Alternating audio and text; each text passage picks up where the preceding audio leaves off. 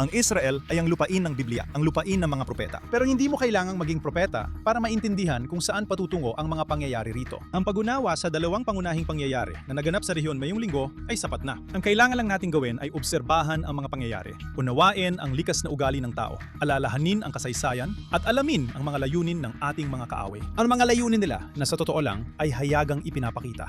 At pagkatapos, badabing, badaboom, kaya nating hulaan kung ano ang maari mangyari dito. Kasing galing ng mga propetang ipso facto noong unang panahon. Narinig na nating lahat ang konsepto ng fog of war. Tumutukoy ito sa kawalang katiyakan, kalituhan at kakulangan ng mapagkakatiwala ang impormasyon na nararanasan ng mga kumander at mga kalahok sa panahon ng mga operasyong militar. Ipinapaliwanag nito ang katotohanan na kapag nagsimula na ang labanan, wala talagang malinaw. Hindi lang sa mismong larangan ng labanan, kundi pati na rin sa lahat ng bagay na nakapaligid dito. Lalo pang lumalala ang sitwasyon kapag nadadagdagan ng media ang usapan. May dagdag tayong hamon na tukuyin ang katotohanan, mga totoong pangyayari o mga geopolitical na realidad sa gitna ng isang krisis o labanan na mabilis ang paglabas ng balita, magkakasalungat o pinalalala para maging mas kapanapanabik. Alam natin kung paano nagsisimula ang isang bigmaan. Hindi natin kailanman tiyak kung paano ito magtatapos. Ang malaking sigalot na kinasasangkutan ng Iran na yon ang bumabalot sa mga balita. Nagdudulot ito ng isang biswal at psikolohikal na epekto ng pagiging sentro ng pansin. Lahat ng operasyonal na focus, diplomatikong aktibidad at pagmamanman ng intelihensya ay natural na nakatuon sa mga agarang banta. Maaring ito ay mga landas ng misil,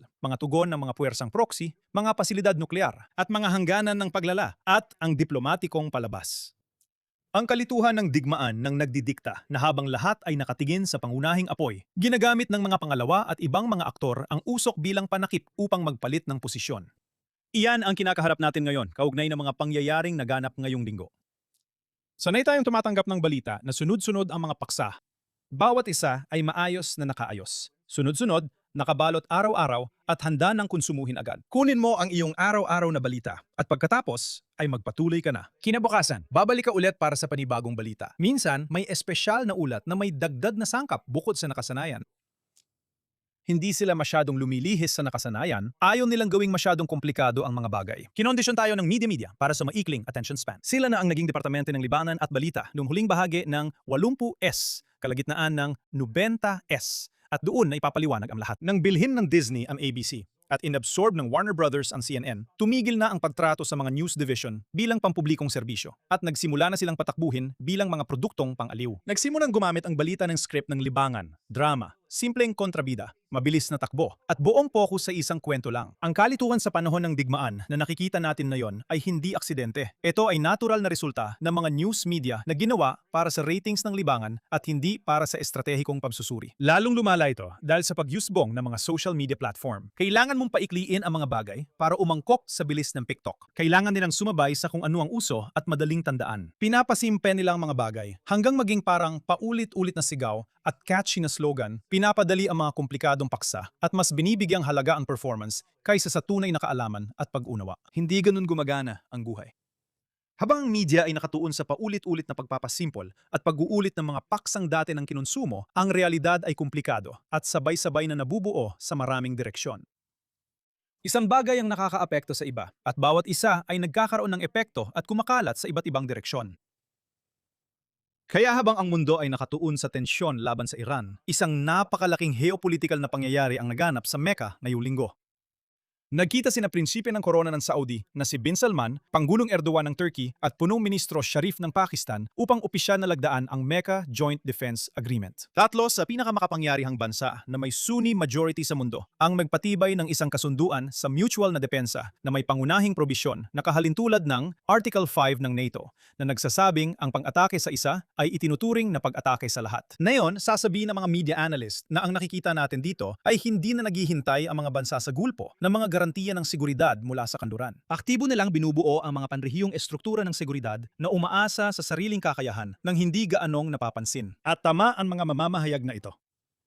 Maaari rin nilang idagdag na ang Sunni Triangle na ito ay naghahanda para sa susunod na yugto. Numili ka ng isang makapangyarihang puwersa na muling huhubog sa balanse ng kapangyarihan sa buong gitnang silangan kahit matapos na ang banta ng Iran. At iyan din ay isang magandang buod ng mga pangyayari. Kaya kung tama ang pag-uulat at pagsusuri ng media, ano ngayon ang punto ko?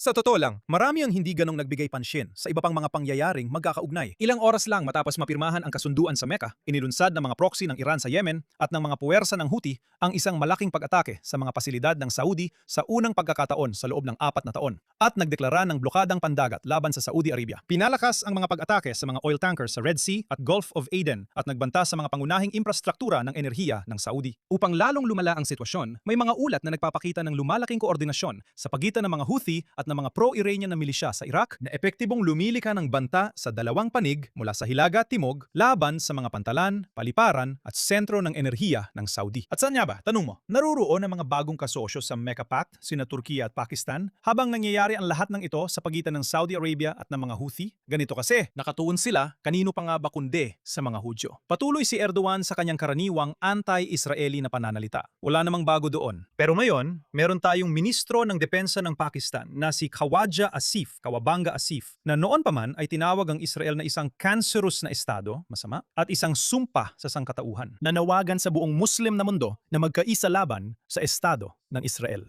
Kakalagda lang nila ng kasunduan at hinahamon na niya ang pagiging lehitimo ng estado ng Israel sa pamamagitan ng pagdududa sa pagiging tunay nito bilang isang bansa. Tinatawag itong isang peking proyekto na umaasa sa kolonyalismong British at sa Balfour Declaration. Kahit na tulad ng kaso ng mga Palestino o Jordanian, ang Pakistan mismo ay nilikha rin sa malaking bahagi dahil sa interbensyon ng mga British. Sabihin mo sa amin kung ano ang gusto nila. Kung ano talaga ang gusto nila. Talagang gusto nilang guluhin ang mga Zionista. At ang masaklap pa, sa Israel, nalaman namin na yung linggo ang isang pagtatangka ng isang bansang Arabo na lokohin kami. Wow, nakakagulat. Ayon sa isang nalik na ulat ng intelihensya, isang bansang Arabo sa rehiyon, ang kamakailan lang ay nagbigay ng napaka-espesipikong payo sa isa pang bansang Arabo sa lugar. Sinabi nila sa kanila, sige lang, ipakita ang tactical na kakayahang magbago. Pumirma ng kasunduan ng kapayapaan sa Israel. At pagkatapos, sa mismong sandali na handa na kayo sa militar, labagin ninyo ito at maglunsad ng pag-atake laban sa Israel. Ito ay mula sa isang bansa na di umano'y payapang ugnayan sa Israel, na nagbibigay ng payo sa isa pang bansa na kasalukuyang hinihikayat na magkaroon ng kasunduan ng kapayapaan sa Israel. Ang hula mo kung sino ang mga bansang ito ay kasing ganda ng hula po. Sinabi nila na isang estadong Arabo at hindi isang bansang Muslim, kaya alam nating hindi ito Pransya o Espanya. At ang Ireland ay hindi rin gumawa ng anumang mapayapang hatbang patungo sa Israel kamakailan, kaya hindi rin sila yon. Sa totoo lang, ang pakikibaka laban sa Israel ay hindi nagmumula sa paghahangad ng solusyon na dalawang estado o pagpapabuti ng kalagayan ng mga Palestino, kundi mula mismo sa katotohanang umiiral ang Israel. Dagdag pa rito ang mga kunwaring mapayapang pag-aayos sa Lebanon at Gaza. At sa ngayon, dito na lang talaga lahat na uuwi. Ang nakikita at nararanasan natin ay puro palabas lang na kapayapaan na pinangungunahan ng pamahalaan ng Lebanon, Hezbollah at mga tagapamagitan ng kapayapaan sa rehiyon. Katulad ng mga nagpoprotesta para sa Palestina o mga miyembro ng flotila at mga grupong aktivista na itinutulak ng social media, sila ay umaarte na parang talagang nagmamalasakit sila, na parang gusto nilang magkaroon ng makabuluhang diplomatikong tagumpay. Pero sa totoo lang, pinapaboran lang nila ang mga kagustuhan ng masasamang grupo gamit ang mga palusot at katuwiran. At pagpapalubag loob, imbes na magtakda ng mga hinihingi, kondisyon at ultimatum. Mas inaalala pa nila kung paano sila titingnan sa social media at kung anong impresyon ang maipapakita nila kaysa sa anumang totoong tagumpay. At nariyan din ang usaping pinansyal.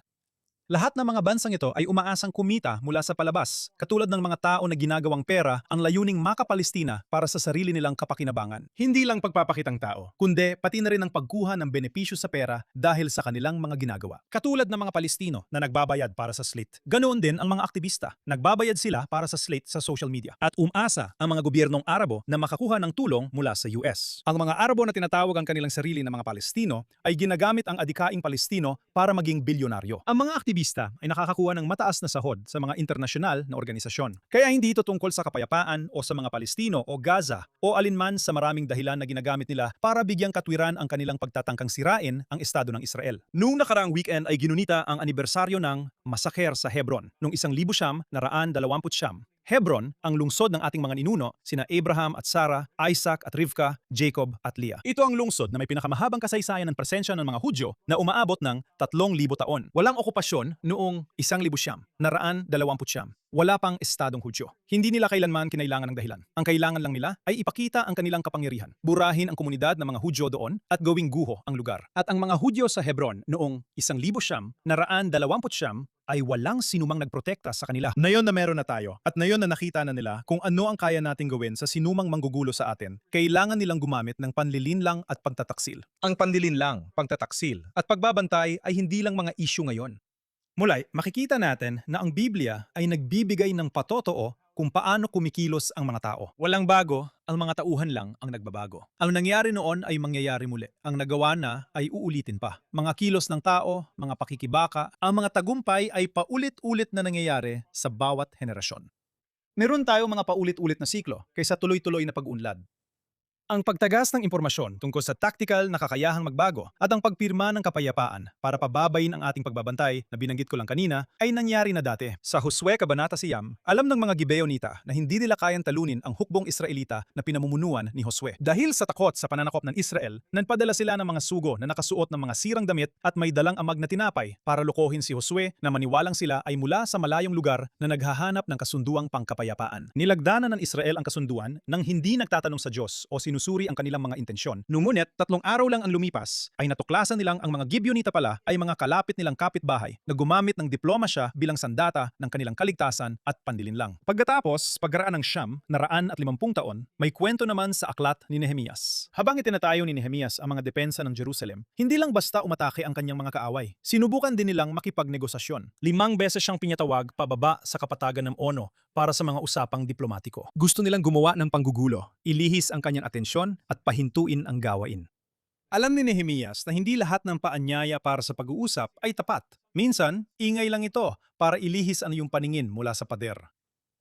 Ipinapakita lang ito kung gaano natin kailangang maging mapagmatsyag upang magbabala sa mga pang-anib na papalapit sa pader. Sa Ezekiel, Kabanata 33, nagsalita ang propeta tungkol sa bantay sa pader. Hindi kailangan maging propeta ang bantay. Kailangan niyang panatilihing bukas ang kanyang mga mata, makita ang tabak na papalapit sa abot-tanaw at hipan ang tambuli.